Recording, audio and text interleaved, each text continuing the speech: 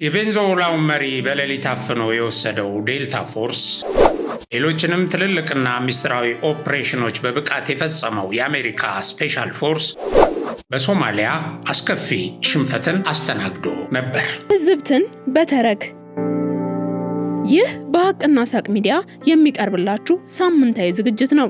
ትዝብትን በተረክ ገጠመኞች ይነበቡበታል፣ ትዝብት ይተረክበታል፣ አስተማሪ ጉዳዮች ተዋስተው ይቀርብበታል። ትዝብትን በተረክ በሐቅና ሳቅ ሚዲያ ብቻ። ከቪየትናም ጦርነት በኋላ አሜሪካን የገጠማት ሽንፈት ነው። አሜሪካ ሽንፈቱን ተከትሎ ሰራዊቷን ከሶማሊያ አስወጣች። ሶማሊያም አደገኛ የሞት ቀጠና ተባለች። ወደዚያ የሞት ቀጠና ዘምታ በመዋጋት ሁኔታዎችን የቀየረችው ኢትዮጵያ ነች። በሆሊውድ ተሰርቶ እውቅና ያገኘው ብላክ ሃውክ ዳውን የተሰኘው ፊልም አሜሪካ በሶማሊያ ያደረገችው የከሸፈ ዘመቻ ሌላ መጠሪያ ሆኗል። ዋናው መጠሪያው የሞቃዲሾ ጦርነት ይሰኛል። ወቅቱ መስከረም 1986 ዓ.ም ነበር። ኃያሏ አሜሪካ በሚጢጢው ሀገር ሚሊሻዎች ለሽንፈት ተዳርጋ የተዋረደችበት ዘመቻ። አሜሪካ የተባበሩት መንግስታት የሰላም አስከባሪዎችን ገድሏል ያለችውን መሐመድ ፋራህ ሐሰን ጋርድ ወይም ጀነራል አይዲድን በሞቃዲሾ ለመያዝ የጦር ሄሊኮፕተሮቿን አሰማራች።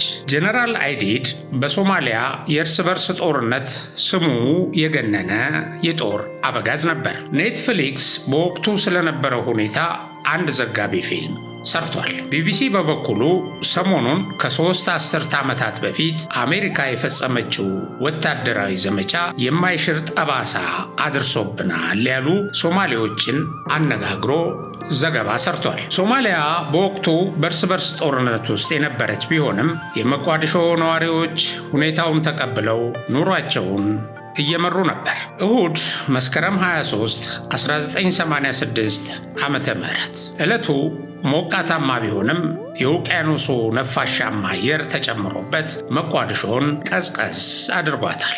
በወቅቱ 24 ዓመቷ የነበረው ቢንቲ አሊ ዋርድሄሪ እናቷን ለመጠየቅ ከቤት ወጣች። እርግጥ ያለ ቀን ነበር ትላለች ቤንቲ ቀኑን ስታስታውስ። ልክ እንደ ሌላው የከተማው ነዋሪ አሜሪካውያን የጦር አበጋዙ መሐመድ ፋራህ አይዲድ ላይ ጥቃት ለመፈጸም እየተዘጋጁ እንደሆነ አታውቅም ነበር። ከዚያ በኋላ የተፈጠረው ነገር ሕይወቷን ቀየረው። አሜሪካ ወታደሮቿን ከ1985 ዓ.ም ጀምሮ በሶማሊያ አሰማርታ ቆይታለች። ወታደሮቹ የተሰማሩትም የሶማሊያ ማዕከላዊ መንግስት መውደቅን ተከትሎ በተከሰተው ረሃብ እርዳታ ለማድረግ የገባው የተባበሩት መንግስታት ድርጅት ተልዕኮን ለማገዝ በሚል ሰበብ ነው። ሰኔ ወር 1986 ዓ.ም ላይ 24 የተባበሩት መንግስታት ድርጅት የሰላም አስከባሪ ኃይል አባላት ተገደሉ። በዚህም ግድያ ውስጥ ጀነራል አይዲድ እንዳለበት ተገለጸ። አሜሪካኖቹም ይህንን አመኑ። እናም ጀነራሉ የነሱ ወታደራዊ ጥቃት ዋነኛ ኢላማ ተደረገ። የአሜሪካ ወታደሮች አይዲድ ይገኝበታል በተባለ ስፍራ በሐምሌ ወር ላይ በፈጸሙት ወረራ 70 ንጹሐን ሶማሌዎች ተገደሉ። አይዲድን መግደል ግን አልተቻላቸውም። ይልቁንም እርሱን ወይም አይዲድን እጁን በሰላም እንዲሰጥ ለማግባባት እየሞከሩ የነበሩ የአገር ሽማግሌዎች ነበሩ በስፍራው ተሰብስበው ሳለ በአሜሪካኑ የተገደሉት። ይህንንም ተከትሎ አሜሪካውያን በሶማሊያውያን ዘንድ የሚታዩበት መንገድ ለዘለዓለሙ ወደ ጠላትነት ተቀየረ። አሜሪካ አይዲድን አድና የመደምሰስ ዘመቻዋን በመቀጠል ልዩ ወታደሮቿን ወደ ሞቃዲሾ አጓጓዘች። ይህ ኃይል ዴልታ ፎርስ የተባለው በተለያዩ ሀገራት እየዘመተ ልዩ ኦፕሬሽኖችን የሰራ ልዩ አደረጃጀት ያለው ክፍል ነው። በቅርቡም የቬንዙዌላን ፕሬዝዳንት በሌሊት ይዞ ወደ አሜሪካ የወሰደ ኃይል ዴልታ ፎርስ በአውሮፓውያኑ 1977 የተመሰረተውና ዋና የጦር ሰፈሩ አሜሪካ ሰሜን ካሮላይና ግዛት ፎርት ብራግ ውስጥ የሆነ ነው። ይህ የኮማንዶ ቡድን በዓለም ላይ ካሉ ሀያልና ሚስጥራዊ ወታደራዊ ክፍሎች መካከል አንዱ ነው። ዴልታ ፎርስ በአሜሪካ ሰራዊት የልዩ ዘመቻዎች እዝ ስር ሆኖ የሚታዘዘው በሰራዊቱ የጋራ ልዩ ዘመቻዎች እዝ ነው። ይህ ቡድን ከዴልታ ፎርስ በተጨማሪ ፈርስት ስፔሻል ፎርስስ ኦፕሬሽናል ዲታችመንት ዴልታ የሚል ስምም አለው። ዴልታ ፎርስ በሚያከናውናቸው ጥብቅ ሚስጥራዊ ዘመቻዎችና ባለው ተፈላጊነት ምክንያት ቡድኑ እንደ ሁኔታውና ተልዕኮ የተለያዩ ስያሜዎች ሲሰጡት ቆይተዋል። ኮማንዶዎቹ በየትኛውም ቦታና ሁኔታ ውስጥ ሊሰማሩ ስለሚችሉ ሁሉን አቀፍ ስልጠና ይሰጣቸዋል። በዚህም በአውሮፕላን፣ በባቡር፣ በመርከብ እና በመኪናዎች ላይ የሚያጋጥሙ ክስተቶችን ለመቆጣጠር እንዲችሉ የሰለጠኑ መሆናቸው ይነገራል። እናም መስከረም 23 1986 ዓ.ም ጀነራል አይዲድ ከከፍተኛ ባለስልጣኑ ጋር በአንድ ሆቴል ስብሰባ እንደሚቀመጥ የአሜሪካ ባለስልጣናት የደህንነት መረጃዎችን አገኙ። አሜሪካውያን 90 ደቂቃ ይፈጃል ብለው ያቀዱትን የአየር ጥቃት ጀመሩ። ሆኖም ያሰቡት ቀርቶ ያላሰቡት በመፈጠሩ ውጊያው ለ17 ሰዓታት ያህል ድረስ ዘለቀ። ለቢንቲ በወቅቱ ያልተለመደ ነገር እየተከሰተ ለመሆኑ ያሳያት የጆሮ ታምቡር የሚበሳ የፍንዳታ ድምፅ መስማቷ ነበር። በአገሬው ሰዓት አቆጣጠር ከሰዓት 9:30 ሆኗል ፍንዳታው ሲጀመር። የሞቃዲሾ ነዋሪዎች የተኩስ ድምፅን ቢላመዱም የፍንዳታው ከባድ መሆን ቀጥሎም አስደንጋጭ ማዕበል መከተሉ አዲስ ክስተት ስለመከሰቱ ፍንትው ያለ እውነታ ነበር። ነዋሪዎች ተበታትነው በየአቅጣጫው መሮጥ ጀመሩ። ቢንቲ እየሆነ ያለውን ነገር ለመረዳት ዘመዷ ቤት ጣራ ላይ ወጣች። እዛም ሆና ፍልሚያው ሰፈሯ ላይ እየተደረገ መሆኑን ተረዳች። 2 የአሜሪካ ብላክ ሃውክ የተሰኙ የጦር ሄሊኮፕተሮች ተመተው የወደቁት በዚህ ጊዜ ነበር። አንደኛው ከሰዓት 10 ከ20፣ ሁለተኛው የመጀመሪያው ከወደቀ ከ30 ደቂቃ በኋላ ነበር የወደቁት። የአሜሪካ ወታደራዊ ግብረ ኃይል ተከበበ። ከዚያም እነሱን የማደን ተልዕኮ ተጀመረ። ፋራህ አይዲድን ከማደን ወደ የተከበበውን ጦር ማዳን ተሸጋገረ ኦፕሬሽኑ። ለሕይወቷ የፈራችው ቤንቲ ወደ ቤቷ ሮጠች። እስከ ዛሬ ድረስ ጎዳናዎች ላይ ያየኋቸው ተበጣጥሰው የወደቁት አስከሬኖች ይመላለሱብኛል ትላለች ቢንቲ ዛሬ ሁኔታውን ስታስታውስ።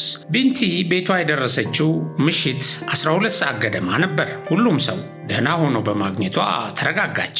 ማለትም የቤተሰቦቿን አባላት። ፍልሚያው ትንሽ ቀለል ማለቱን ተከትሎ ለአጭር ጊዜም ቢሆን መረጋጋት ሰፍኖ ነበር። ባለቤቷ ከጎረቤት ጋር ስለ ጦርነቱ ሲወያይ ቢንቲ ሻይ አቀረበች። ነገር ግን መኖሪያ ቤታቸው በከባድ መሳሪያ መመታቱን ተከትሎ ባለቤቷ የቀረበለትን ሻይ እንኳን የመቅመስ ዕድል ሳያገኝ ክልትው ዋለ። ቢንቲ እጇ በከፊል የተቆረጠ መሰላት። መሬት ላይ ወደቀች። አንዲት ሴት እላዩዋ ላይ ተከመረችባት። ጭንቅላቴ ላይ ሙቅ ውሃ የፈሰሰ መሰለኝ።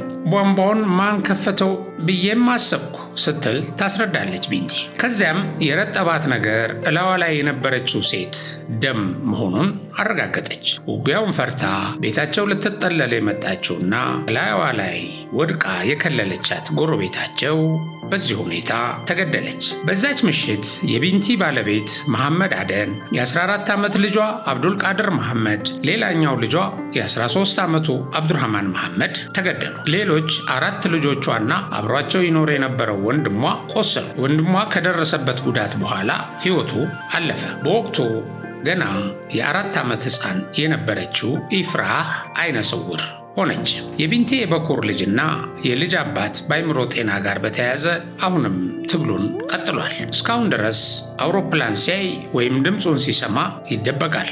በዛች እሁድ ዕለት ታዋቂው ፎቶግራፈር አህመድ መሐመድ ሐሰን ወይም አህመድ 5 ቪዲዮ እየቀረጸ ነበር። በወቅቱ 29 ዓመቱ የነበረው አህመድ 5 ከዚያ ቀደም ብሎ የጎሳ ጦርነቶችን፣ ረሃብና ሌሎች ክስተቶችን በካሜራው ሲያስቀር ነበር። የሄሊኮፕተሮች ድምፅ እና የከባድ መሳሪያዎች ድምፅ ከዚህ በፊት ከነበሩት የተኩስ ልውውጦች የተለየ ክስተት መሆኑን ለመረዳት ረጅም ጊዜ አልፈጀበትም። እንዲህ አይነት ክስተት ከዚህ ቀደም ያጋጠመው ለጸረ አሜሪካዊነት ስሜት መነሻ የሆነውና ለዚህም ውጊያ በር የከፈተው አሜሪካ በሐምሌ ወር የፈጸመችው ወረራና ድብደባ ነበር። አህመድ ካሜራው ከእጁ አትለየውም ነበር። ይህንንም ትርምስ ሲያይ ወዲያውኑ ካሜራውን አንስቶ መቅረጽ ጀመረ። በመጀመሪያው ቀን በአሜሪካ ወታደሮችና በሶማሊያውያን መካከል የተካሄደውን ፍልሚያ በካሜራው አስቀረ። በሁለተኛው ቀን አሜሪካዊው ፓይለት ማይክል ዱራንት ወደ ተያዘበት ስፍራ ተወሰደ። ማይክል በሶማሊያ ተዋጊዎች ሮኬት ተመቶ የወደቀውን ሁለተኛውን ብላክ ሃውክ ሄሊኮፕተር እያበረረ ነበር። ሄሊኮፕተሩ መውደቁን ተከትሎ በውስጡ የነበሩ 3 ወታደሮች እንዲሁም ሊታደጓቸው የመጡ 2 ሰዎች ሲዋጉ ተገደሉ። ከፍተኛ ፍልሚያ ነበር። ሁለተኛው ሄሊኮፕተር በወደቀበት ስፍራ 25 ሶማሌዎች ተገድለዋል። ይሄ ምን ያህል የተፋፋመ ፍልሚያ እንደነበር የሚያሳይ ነው ሲል ፓይለቱ ለቢቢሲ ተናግሮ ነበር። ታዋቂው ፎቶግራፈር አህመድ መሐመድ ሐሰን ወይም አህመድ 5 በዚህ ሂደት ወቅት በርካታ ፎቶግራፎችን አስቀረ። አብራሪውን በሕይወት ቢያቆዩት ዋጋ ሊኖረው እንደሚችል ያመኑት ሶማሊያውያን ታጣቂዎች በቁጥጥራቸው ስር አቆዩት። አህመድም መወዛገብ የሚታይበትን ፓይለት በካሜራው ቀረጸው። ትንፋሽ በላዩ እየተነፈሰ እና ወደ ጎንም ሰረቅ እያደረገ ከካሜራ ውጭ እየተመለከተ ማንነቱን አረጋገጠ። በዚያን ወቅት አሜሪካዎቹም ሆኑ ጀነራል አይዲድ ፓይለቱ መያዙን አላወቁም ነበር። የቀረጽኳቸውን ቪዲዮዎች በየቀኑ ከመቋዲሾ ወደ ናይሮቢ በሚበራው የተባበሩት መንግስታት አውሮፕላን እልከው ነበር። የመቋዲሾ ጦርነት ለዓለም የደረሰው እኔ በቀረጽኳቸው ቪዲዮዎች አማካይነት ነው። በወቅቱ ለሲኤንኤን በፍሪላንስ ዘጋቢነት ሰራ ነበር ይላል አህመድ። አህመድ ያነሳቸው ምስሎች በዓለም ዙሪያ ባሉ ታላላቅ የመገናኛ ብዙሃን አርዕስተ ዜና ለመሆን በቁ። በተጨማሪም አሜሪካ በአህጉሪቷ ውስጥ እያካሄደችው ያለውን የጦርነት ፖሊሲ በሚመለከትም ክርክር ለማስነሳት ቻለ። ምስሉ ምንም እንኳን በወቅቱ ሊኖረው የሚችለውን ተጽዕኖ አስቤ የቀረጽኩ ባይሆንም አሁን ሳስበው ግን እኮራበታለሁ ይላል አህመድ። በዛች ዕለት ሳይዳ ኦመር መሐሙድ የተባለች ሴት ልጅ ተገላገለች። ቤተሰቡ ሁሉ እልልታውን አቀለጠው። በደስታም ተሞሉ። ዘመዶችና ጎረቤቶች በቤቱ ተሰብስበው ለባህላዊ የስም አወጣጥ ስነ ስርዓት መዘጋጀት ጀመሩ።